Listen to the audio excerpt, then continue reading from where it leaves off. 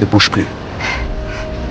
J'ai pas vu la seringue, j'imagine qu'elle devait traîner par terre et... C'est rien, mais il faut que je la retire, là. L'homme retire soigneusement l'aiguille, demande à Lucie. Le policier a été en contact avec. Que faut-il faire en cas de substance dangereuse?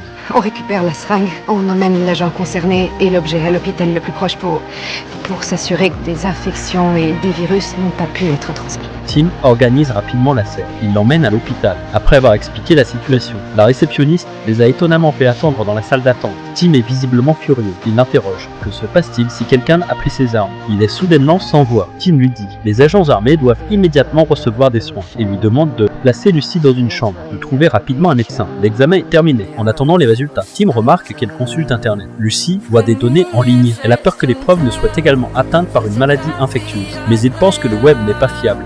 Imaginons que j'attrape une hépatite C et qu'un jour je prenne une balle.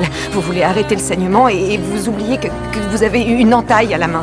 Ou pire, un enfant est touché et c'est moi qui ai une entaille. Eh ben, tu serais une flic avec une hépatite C et une entaille. Tim lui dit qu'elle a déjà décidé de risquer sa vie pour être policière. Plus d'attention à la peur ne changera rien. Allez, va te passer de l'eau sur le visage et arrange-moi ça. En allant aux toilettes, elle voit quelqu'un s'injecter une substance inconnue. Elle s'approche immédiatement pour l'arrêter. C'est ce qu'il aurait voulu. Stop. Faire ça. Aussi, mon frère voudrait pas végéter.